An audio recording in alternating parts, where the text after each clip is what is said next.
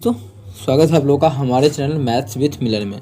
तो चलिए आज का क्लास स्टार्ट करेंगे। उससे पहले हम लोग होमवर्क में जो क्वेश्चन मिला था उसका सॉल्यूशन कर लेते हैं और ठीक है। और बहुत ही बेहतरीन तरीके से हम लोग परसेंटेज को ख़त्म कर रहे हैं। जैसा कि देख सकते हैं तीन क्लास हुआ है परसेंटेज का, नहीं 3 क्लास, हाँ ये हमारा चौथा क्लास है परसेंटेज का।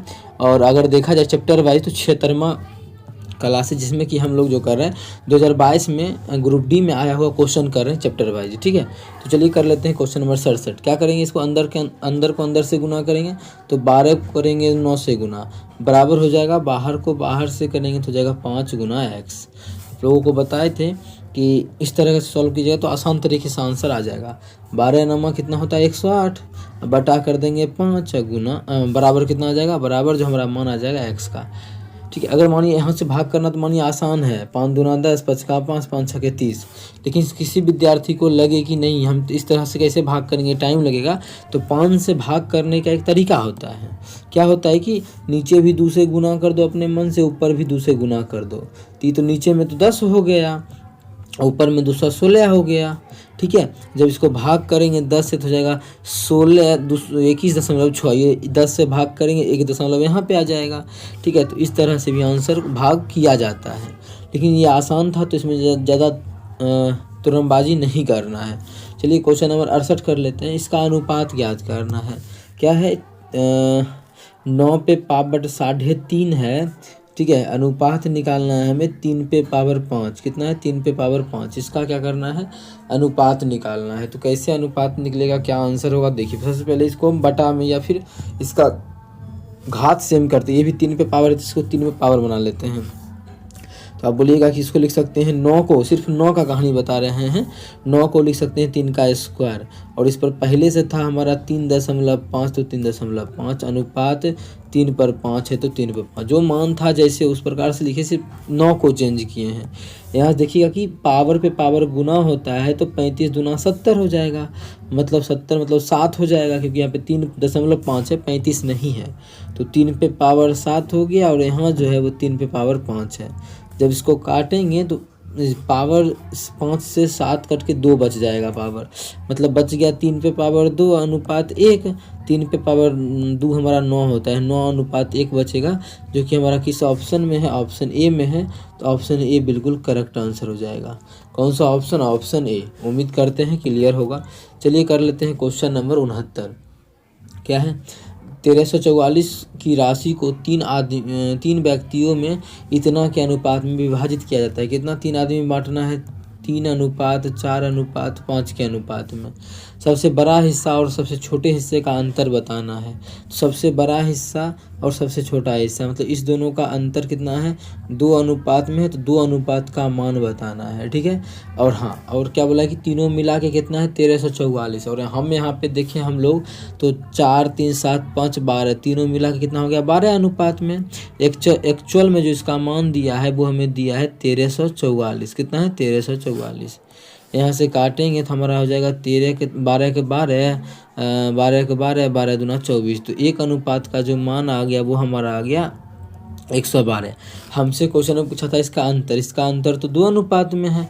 तो 2 अनुपात का मान क्या हो जाएगा, 2 अनुपात का मान हो जाएगा 2 गुना 112, जो कि हमारा आ जाएगा 224। ठीक है, 224 इस क्वेश्चन का हमारा बिल्कुल करेक्ट आंसर हो जाएगा, जो कि हमारा ऑप्शन नंबर डी मैच कर रहा है। तो ऑप्शन डी आप लोग बिल्कुल करेक्ट आंसर कर सकते हैं। उम्मीद करते हैं क्लियर होगा। कहीं भी दिक्कत हो किसी भी प्रकार का तो कमेंट में पूछ सकते हैं। ठीक है। क्वेश्चन नंबर 70 देखिएगा। दिया गया है कि बी सी और सी 15 और बी का तीसरा समानुपाती है। ठीक है, क्या बोला है क्वेश्चन समझिएगा। जो दिया गया है कि सी जो है, सी बी और सी का तीसरा अनुपाती है। तो तीसरा अनुपाती कैसे निकालते हैं, तो आप लोगों को बता चुके हैं कि जो तीसरा अनुपात होता है वो हमारा होता है b² a। 2 को संख्या रहता है तो दूसरा का स्क्वायर बटा पहला। तो संख्या तो हमारा यही दोनों है ना, तो दूसरा तो क्या है b है, तो दूसरा का स्क्वायर बटा पहला, पहला हमारा 15 है। ये है किसके बराबर, बोला है तीसरी संख्या, मतलब c के बराबर बोला है ना, कि c जो है वो 15 और b का तीसरा अनुपाती है। 15 और b का जो तीसरा अनुपाती है वो सी है, और 15 और बी का फॉर्मूला के अनुसार तीसरा अनुपाती हमारा ये हो जाएगा। आगे बोला है यदि बी प्रथम 3 विषम प्राकृत संख्याओं के योग के बराबर है। बी क्या है कि प्रथम 3 प्राकृत संख्याओं का योग। ठीक है, तो पहला प्राकृत संख्या 1, दूसरा हो जाएगा 3 और तीसरा हो जाएगा 5। तो 1 3 5 8 9, 9 तो हम लिख दिए। और यहाँ ध्यान रहे कि एग्जाम में ये भी लिख के जोड़ेंगे तो टाइम जाएगा, क्योंकि तो जब भी बोले कि प्रथम 3 विषम प्राकृत संख्याओं का योग, तो 3 को बोला है ना विषम शुरू में, तो 3 का स्क्वायर कर देंगे 9। ये क्लास 10th का कॉन्सेप्ट है कि अगर बोले कि प्रथम n प्राकृत संख्याओं के n विषम प्राकृत संख्याओं का योगफल तो n स्क्वायर। उसी प्रकार से 3 को बोला है तो 3 का स्क्वायर, तो जोड़ने का भी टाइम बचेगा, लेकिन उतना नहीं, तो ये तो आसान था तो जोड़ सकते हैं ये। तो अब यहाँ से कर लीजिए, बी स्क्वायर मतलब क्या हो जाएगा 9 का स्क्वायर, मतलब 9 गुना 9 बटा हमारा कितना हो जाएगा ये 15। जब काटेंगे तो 3 तिया 9, 3 5 15, तो कितना हो जाएगा 9 तिया 27 बटा 5। ऑप्शन नंबर सी हमारा बिल्कुल करेक्ट आंसर हो जाएगा। 70 नंबर का ऑप्शन सी बिल्कुल करेक्ट आंसर हो जाएगा। उम्मीद करते हैं क्लियर होगा। अगर दिक्कत होगा तो ज़रूर पूछिएगा आप लोग। चलिए कर लेते हैं क्वेश्चन नंबर 71। क्या है क्वेश्चन नंबर 71 में? एक कंपनी अपने लाभ को कंपनी के 3 भागीदारों के बीच इतना के अनुपात में विभाजित करती है। ठीक है, 3 भागीदारों के बीच जो है बांटता है, कितना के अनुपात में? 1:3:5 के अनुपात में। ठीक है, यदि सबसे छोटे और सबसे बड़े हिस्से के बीच 80,000 का अंतर है तो कुल का कितना लाभ, तो कंपनी का कुल लाभ ज्ञात कीजिए। सबसे पहला बात, कंपनी का कुल लाभ तो निकाल लेंगे, लेकिन कुल लाभ का मतलब लाभ तो इसी अनुपात में है कि पहला को जो हुआ है, पहला भागीदार को 1 अनुपात में, दूसरा भागीदार को 2 अनुपात में, तीसरा भागीदार को 3 अनुपात में।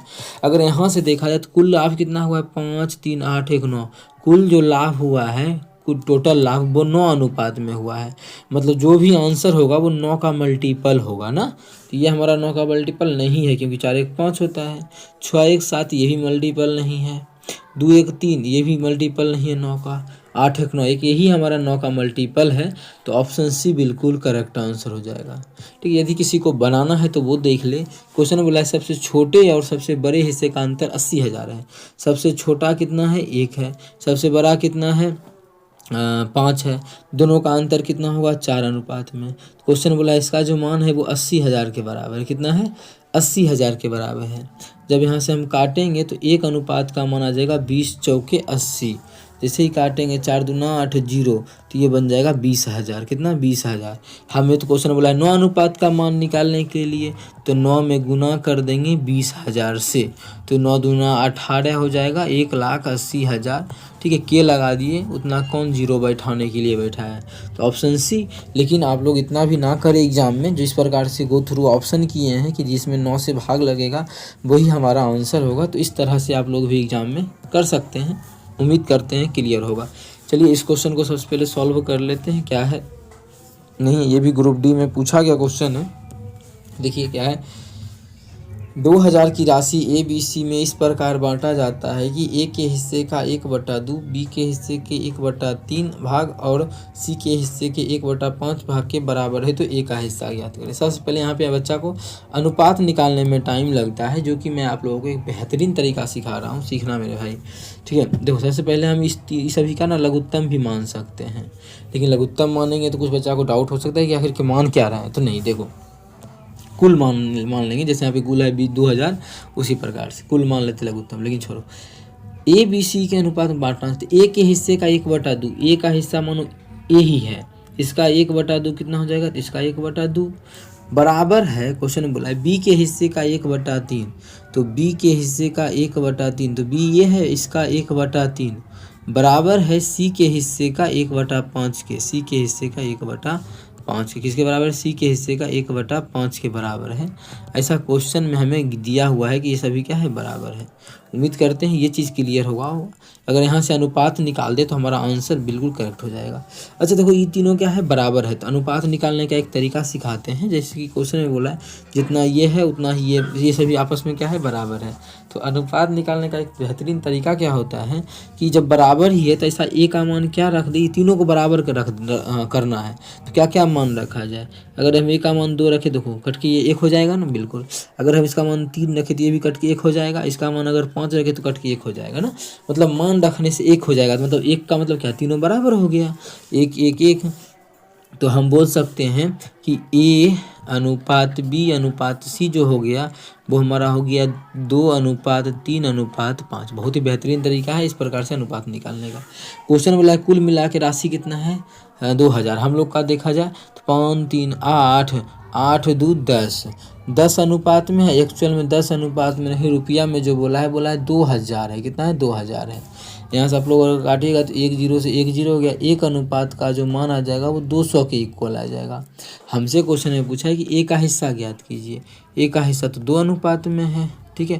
तो 1 अनुपात का मान 200, तो 2 अनुपात का मान कितना हो जाएगा, 200 में गुना कर देंगे 2 से, तो ये हमारा हो जाएगा 400। कितना हो जाएगा 400 हो जाएगा, जो कि हमारा ऑप्शन नंबर बी में है। तो ऑप्शन बी हमारा बिल्कुल करेक्ट आंसर हो जाएगा। कौन सा ऑप्शन, ऑप्शन बी। उम्मीद करते हैं क्लियर होगा, आसान चीज़ था, इस प्रकार से निकाल सकते हैं, ठीक है। चलते हैं अगला क्वेश्चन। क्वेश्चन नंबर 73 तो किए थे ना, ये 72 था, 73 नंबर कर लेते हैं। इसका भी सभी क्वेश्चन का एक बेहतरीन तरीका होता है जो कि आप लोगों के साथ हम डिस्कस कर ही रहे हैं। रेशियो बहुत ही आसान होता है। इसके बाद एज का क्वेश्चन करवा देंगे जो कि एग्जाम में आता ही है, ठीक है, क्योंकि मेन चैप्टर तो करवा ही दिए हैं आप लोगों को। 73 नंबर में है 2 पेंसिल और 3 रबर का मूल्य 7 रुपया तथा 5 पेंसिल और 6 रबर का मूल्य 16 रुपया है। एक पेंसिल और एक रबर का संयुक्त मूल्य बताना। बोला क्वेश्चन में दिया है कि 2 पेंसिल और 3 रबर का जो दाम है वो 7 रुपया है। फिर दिया है 5 पेंसिल प्लस 6 रबर का जो मूल्य है वो 16 रुपया है। तो एक पेंसिल और एक रबर का दाम, मतलब एक पेंसिल का दाम और एक रबर का दाम, मतलब एक पी प्लस एक आर, इसका मान बताना है कि क्या होगा, ठीक है। तो इसको सॉल्व करने के लिए क्या किया जाए, इसको भी 6 बना देंगे तो हो जाएगा ना। तो हम क्या करते हैं 2 से गुना कर देते हैं, 6 बन जाएगा। 3 दूना 6, ये भी बन जाएगा 2 दूना 4। अच्छा 6 में बनाने के लिए 3 दूना 6, 2 दूना 4 और 7 दूना 14 बन गया। अब क्या करते हैं इसको घटा देते हैं। घटाएंगे तो ये माइनस ये माइनस ये माइनस ये कट जाएगा, तो हो जाएगा माइनस पी बराबर यहाँ जो मान आ जाएगा वो -2 आ जाएगा। तो माइनस से माइनस गया, मतलब पी का तो मान 2 आ गया प्लस। अब इस मान को कहीं भी रखेंगे, आर का मान निकाल लेंगे। जैसे पहला ही समीकरण क्या था 2p, पी का तो मान 2 आ गया, प्लस 3r बराबर कितना था 7 था, ठीक है। यहाँ से देखेंगे 2 दूना 4, उधर जाके घट जाएगा, तो 3r बराबर हो जाएगा 7 में से 4 गया तो 3 आ जाएगा। कितना आ जाएगा 3, तो 3 से 3 गया, r का जो मान आ जाएगा वो 1 आ जाएगा। 1 आ गया, मतलब इन दोनों को जोड़ेंगे तो हमारा 3 आ जाएगा, जो कि ऑप्शन नंबर डी में है। तो ऑप्शन डी हमारा बिल्कुल करेक्ट आंसर हो जाएगा। कौन सा ऑप्शन, ऑप्शन डी। चलिए क्वेश्चन नंबर कर लेते हैं 74। क्या है, एक विद्यालय में 162 विद्यार्थियों में से 72 लड़के और शेष लड़कियां हैं, तो उस विद्यालय में लड़कियों की संख्या और लड़कों की संख्या का अनुपात। जी का अनुपात पूछा है किसके साथ, बी के साथ, ठीक है। और लड़कों की संख्या 72 है। कुल विद्यार्थी कितना है 162 है। जब घटा देंगे तो 0 और हो जाएगा हमारा 9 7 16 9, 18 25 90 अनुपात 18 चौके 72, 5 अनुपात 4 आ गया, जो कि हमारा ऑप्शन नंबर डी में है। ऑप्शन डी बिल्कुल करेक्ट। आप लोगों का इंतजार एक ऑप्शन और कर रहा था, ऑप्शन सी। जैसे ही यहाँ पे लड़का और लड़की का अनुपात निकाल देते तो आंसर क्या हो जाता, गलत हो जाता। ये सभी का ध्यान रखते हुए क्वेश्चन को सॉल्व कीजिएगा तो हो जाएगा। अब जरूरी नहीं था क्वेश्चन में जो है ये निकालना ही था लड़कियों की संख्या, नहीं, हमें क्वेश्चन में दिया था बॉय की संख्या 72 है और कुल विद्यार्थियों की जो संख्या है वो कितना है। अगर हम कुल विद्यार्थियों की संख्या देखिए तो एक सेकेंड, कुल यहाँ पे टोटल स्टूडेंट का जो संख्या है TS लिख देते हैं इसको, टोटल स्टूडेंट की संख्या वो हमें गिवन है कितना 162। इसको भी काटेंगे तो अनुपात निकल जाएगा। कैसे देखिए 18 चौके 72, 18 9 162, 4 अनुपात 9, मतलब लड़का की हमें निकालना है किसका अनुपात, लड़कियों का अनुपात लड़कों की संख्या से, ठीक है। तो लड़का कितना आ गया 4 अनुपात में और कुल विद्यार्थी है 9 अनुपात, इसमें से लड़का को घटा देंगे तो बच जाएगा 5 अनुपात में। तो 5 अनुपात 4 हमारा आंसर हो जाएगा, जो कि ऑप्शन नंबर किसमें है, ऑप्शन डी में है।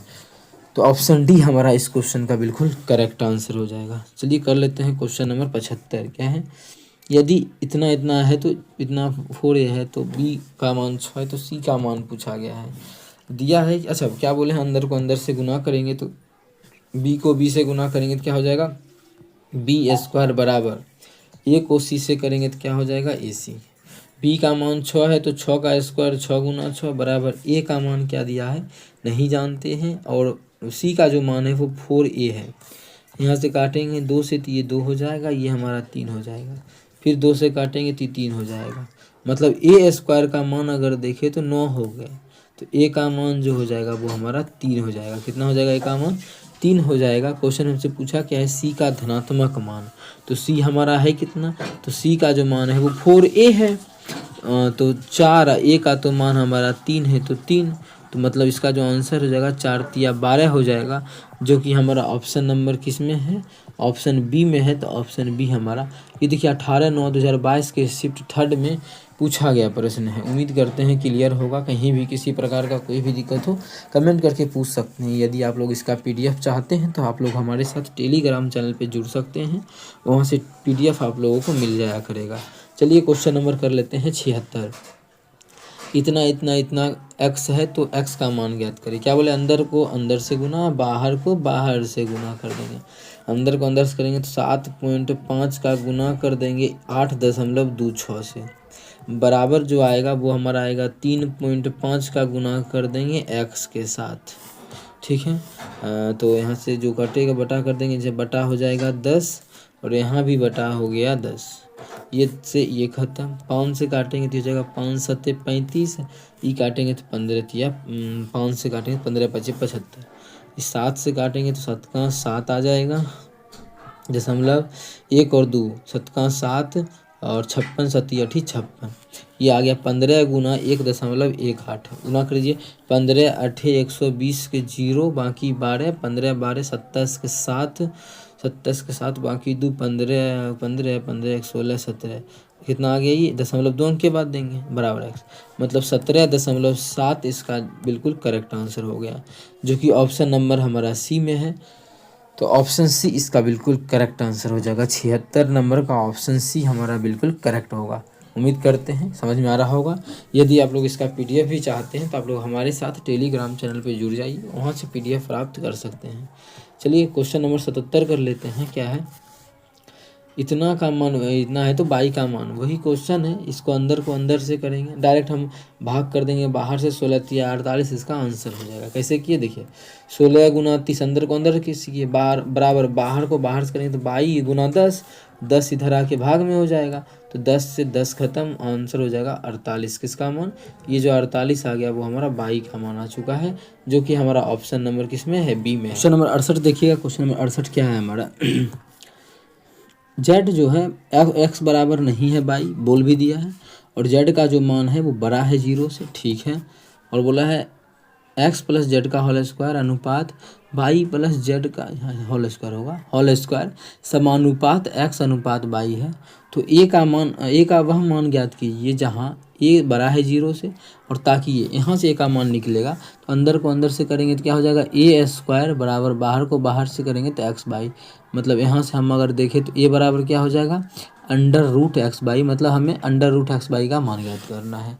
ठीक है, a का मान निकालना है तो √x बाई का मान निकालना पड़ेगा। तो आखिर कैसे सॉल्व होगा इस चीज़ को देखिएगा। हमें जो दिया हुआ है इसमें अंदर को अंदर से करेंगे तो इसको इससे करेंगे तो क्या हो जाएगा x into by plus Z का होल स्क्वायर बराबर हो जाएगा by into x plus Z का होल स्क्वायर। वैल्यू पुटिंग तरीका सिखाते हैं आप लोगों को, देखिएगा। अगर हम जेड का मान 0 रख दे तो मज़ा आ जाएगा ना। एक्स जेड का मान 0 रखेंगे तो ये भी ख़त्म, सिर्फ एक्स बचेगा, ये भी ख़त्म, सिर्फ बाई बचेगा। लेकिन एक शर्त है इस क्वेश्चन में कि हम जो है जेड का मान 0 से बड़ा ही रख सकते हैं, 0 नहीं रख सकते, इसलिए हम लोग गए फंस। जब फंसे तो अगर जेड रखेंगे तो काफ़ी कैलकुलेशन आएगा, तो कुछ ना कुछ वैल्यू ही पुट करते हैं। तो जेड का मान हम लोग 1 रख के सॉल्व करके देखते हैं कि आखिर आता है क्या है ये मान। ठीक है, आखिर आता क्या है ये मान, तो चलिए पहले सॉल्व कर लेते हैं। अगर 1 रखेंगे तो यहाँ पे 1 हो जाएगा और यहाँ पे 1 हो जाएगा, तो क्या हो जाएगा x into by a square, तो by square plus B square मतलब 1 का स्क्वायर प्लस 2ab मतलब 2 बाई। ठीक है, क्योंकि b का तो मान हमारा x है, बराबर बाई इंटू ए स्क्वायर मतलब x square plus B square 1 का स्क्वायर अब प्लस 2ab मतलब 2x। ठीक है, और जब इसको बाहरी से गुना कर देंगे तो हो जाएगा ये x by square plus x plus 2x/, बराबर हमारा हो जाएगा यहाँ पे x² plus Y plus 2x/, ये हमारा मान हो जाएगा। जैसे यहाँ से 2x/, से 2x/, कट जाएगा और हम कर देते हैं x वाला को एक साथ और y वाला को एक साथ, ए स्क्वायर ये x² ये वाला को एक साथ कर लेते हैं, देखते हैं कुछ वैल्यू आता है कि नहीं। अगर हम कर देते हैं x/², इधर आएगा तो हो जाएगा -x²/, बराबर क्या बचेगा y, ये वाला y, और ये x उधर जाके घट जाएगा तो हो जाएगा -y। ठीक है, अरे यार -x हो जाएगा ना, -x।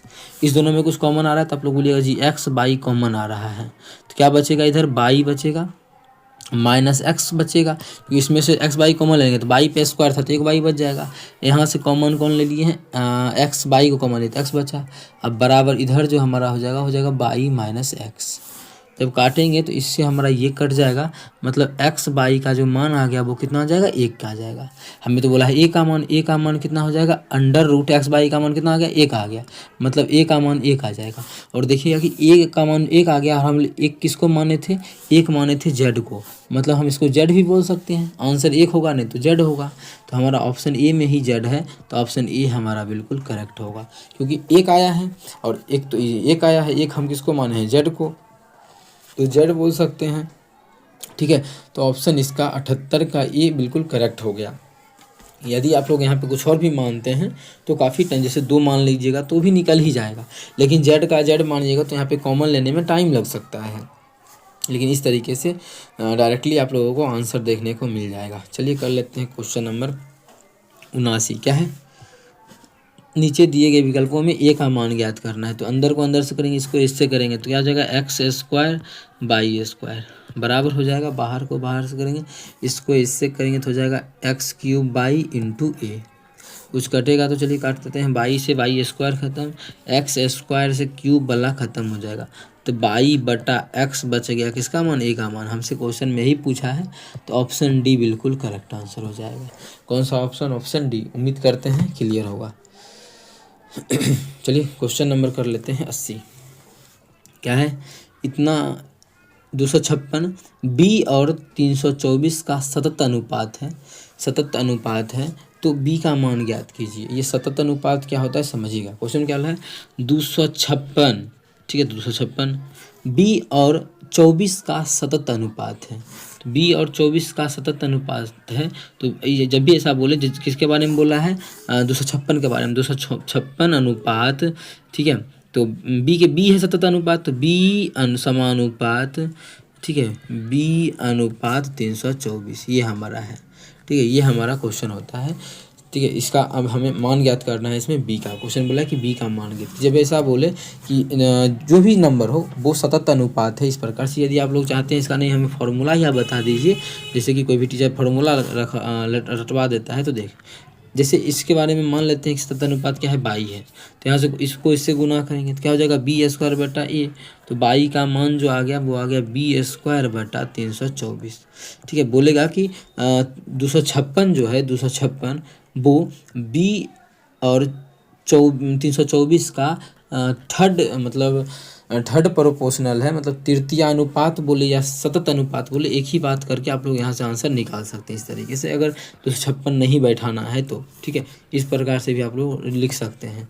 इस क्वेश्चन में जो बाई का मान हमें गिवन है 256 गिवन है, कितना दिया है, 256 दिया हुआ है। ठीक है, सॉरी कॉल आ गया था। हाँ, कोना कोनी गुना करेंगे तो इसका मान 256 हो गया, और गुना 324 बराबर के उस पार जाएगा तो गुना में हो जाएगा, तो इधर जो हमारा बचेगा b² बचेगा, स्क्वायर जब इधर आएगा तो अंडर रूट हो जाएगा। तो 256 का 16, 324 का 18, इसका जो मान है वो b के इक्वल है। अब इकाई अंक से बनेगा क्या, 6 48, मतलब लास्ट में 8 आएगा, इसमें नहीं है 8, ये भी गलत, इसमें भी नहीं, ये गलत। अच्छा, तो 2 ऑप्शन है, ये भी ये भी, तो चलिए इसको गुना ही कर लेते हैं और अपना आंसर निकाल लेते हैं। तो हो जाएगा 18 6 के 18 50 108 के 108 के 8 बाकी 10, 18 10 28, कितना हो जाएगा ये 88, 288, मतलब इसको गुना करेंगे 288 आ जाएगा, जो कि हमारा ऑप्शन नंबर डी में है। ऑप्शन बी बिल्कुल करेक्ट, ऑप्शन डी हमारा बिल्कुल करेक्ट आंसर हो जाएगा। कौन सा ऑप्शन, ऑप्शन डी। उम्मीद करते हैं क्लियर होगा। चलिए क्वेश्चन नंबर 81 कर लेते हैं, जो कि हमारा ये रहा। ठीक है। ए और बी की वार्षिक आय समान है। ए और बी का जो वार्षिक आय है वो हमारा समान है, ऐसा क्वेश्चन में गिवन है। लेकिन उससे पहले क्यों ना इसको छोटा कर लिया जाए, कुछ तुकड़मबाजी करेंगे इसमें हम लोग। हाँ, ए और बी की वार्षिक आय समान है। ए अपनी आय क्या 1/5, दोनों का इनकम क्या है, ए का जो इनकम है वही इनकम बी का है। ठीक है, बोला है ए अपनी आय का 1/5, ए अपनी आय का 1/5 भाग हिस्से की बचत करता है, लेकिन बी वार्षिक रूप से बी वार्षिक रूप से ए से 80,000 रुपये अधिक खर्च करता है। 80,000 रुपये क्या करता है, खर्च करता है। सबसे पहले हम लोग लिखेंगे, इस चीज़ को भी करना सही नहीं है जो चीज़ यहाँ लिखे हैं, उम्मीद करते हैं क्लियर होगा। ठीक है, बी, लेकिन यहाँ समझिएगा ये अच्छा पॉइंट बोला है कि समझिएगा ये जो है अपने हिस्से का 1/5 बचत करता है 1/5, लेकिन खर्च कितना करता है 4/5।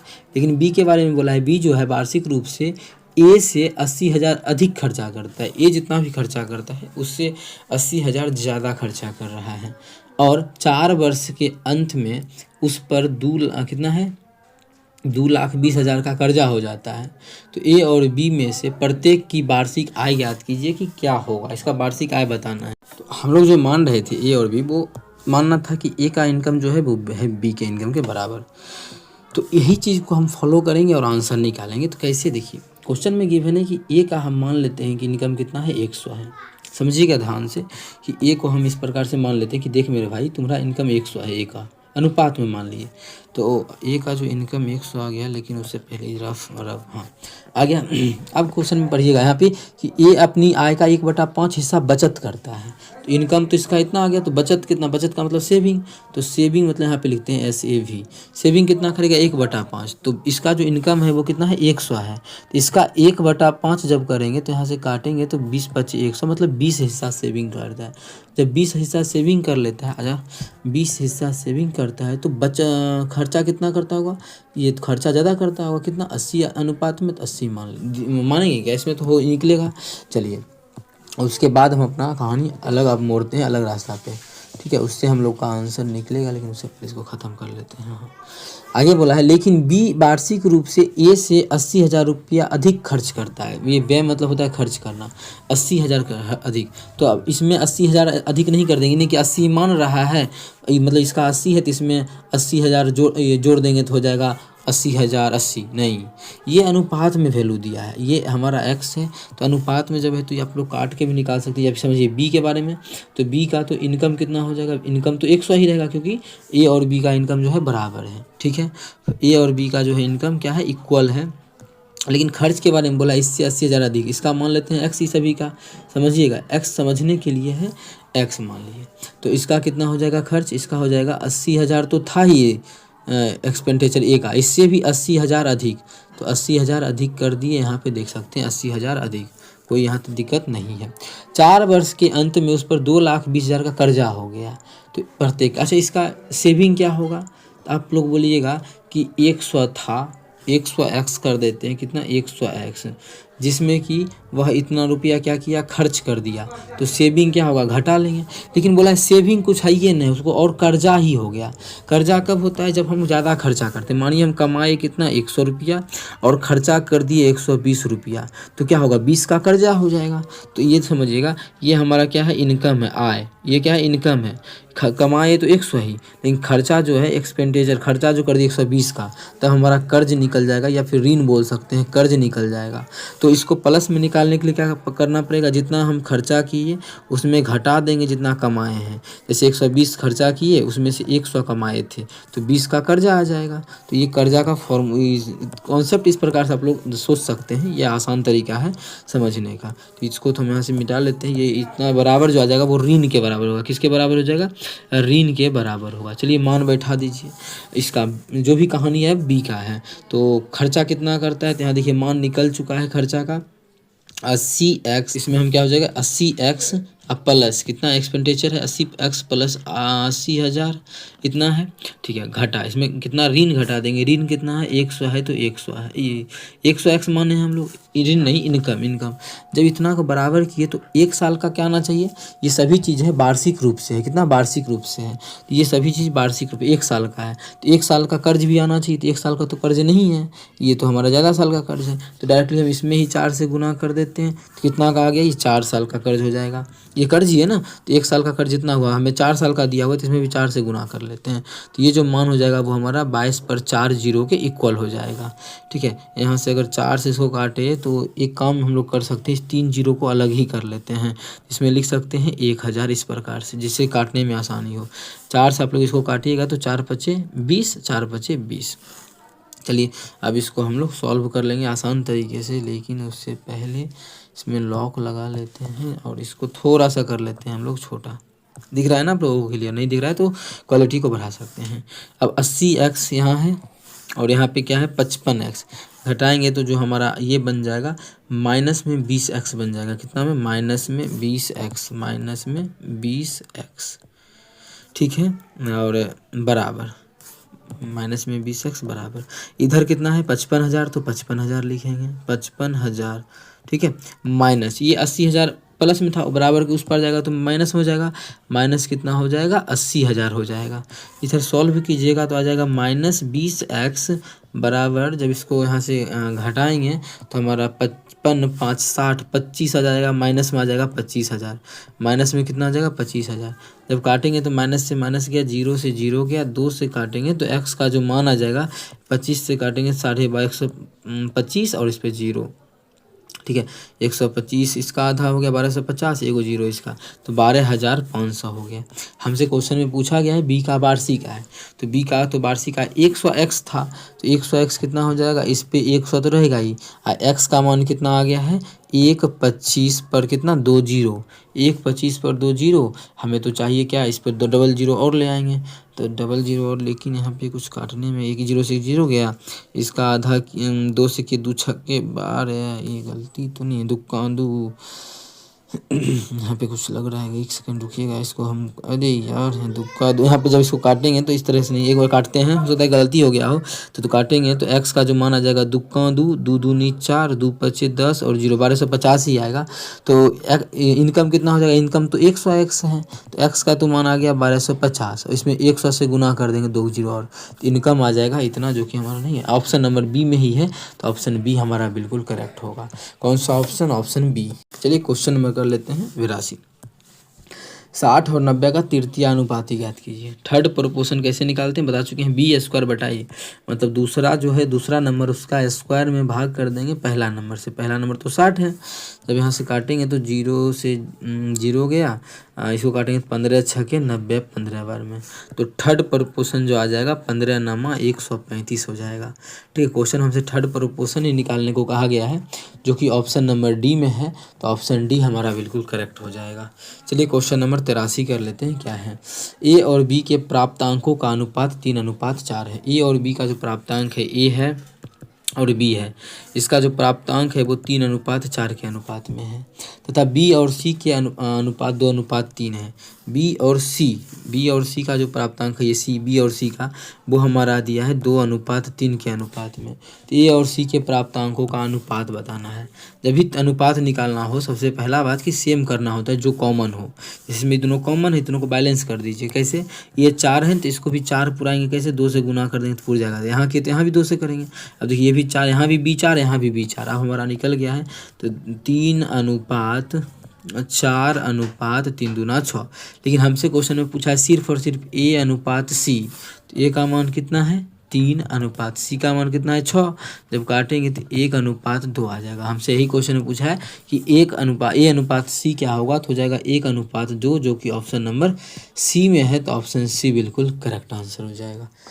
कौन सा ऑप्शन, ऑप्शन सी। ऑप्शन कर लेते हैं क्वेश्चन नंबर 84, इतना है, x का मान 0 से बड़ा है तो x का मान ज्ञात करना है, तो अंदर को अंदर से करेंगे तो क्या हो जाएगा x² बराबर, उधर क्या है हमारा 2.5 है और गुना इधर इतना है। इसका आसान क्या है, देखिए x बराबर इसका वर्गमूल, तो इसका वर्गमूल 5, ठीक है, गुना इसका वर्गमूल कितना हो जाएगा 7। अब दशमलव 2 गो अंक के बाद है, एक अंक यहाँ एक अंक यहाँ, 2 अंक के बाद है। जब वर्गमूल करेंगे तो एक अंक के बाद होगा, मतलब 1 10 से भाग कर देंगे। जब करेंगे तो 7 5 35, एक अंक के बाद दशमलव दे देंगे, मतलब इसका जो आंसर हो जाएगा वो ऑप्शन सी हो जाएगा 3.5। उम्मीद करते हैं क्लियर होगा, कहीं भी दिक्कत हो तो पूछ सकते हैं। अब जो हमारा है कुछ ही 1 से 2 क्लास में चैप्टर ख़त्म हो जाएगा, क्योंकि कुल जो क्वेश्चनों की संख्या 85 पे हम लोग हैं। कुल हम लोगों को क्वेश्चन करना है 110। ठीक है, अगर 90 तक भी कर लेंगे तो 20 क्वेश्चन बचेगा। 9 2 11, एक क्वेश्चन में एक क्लास में ही हो जाएगा, इसीलिए हम लोग आज 90 तक नहीं करेंगे, लेकिन कुछ क्वेश्चन और कर लेते हैं।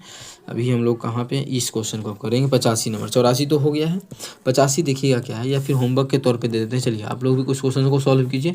होमवर्क का क्वेश्चन है, इसका आंसर आप लोगों को कमेंट सेक्शन में कमेंट कर देना है। अगर आप लोग चैनल पर नए हैं तो सब्सक्राइब कर लीजिए, ठीक है। और जिस इसी प्रकार का आप लोगों को प्रीवियस ईयर क्वेश्चन को सॉल्यूशन देख सकते हैं, प्रीवियस ईयर क्वेश्चन का सॉल्यूशन। चलिए मिलेंगे नेक्स्ट वीडियो में इसी प्रकार का बेहतरीन क्वेश्चन लेकर। Thank you.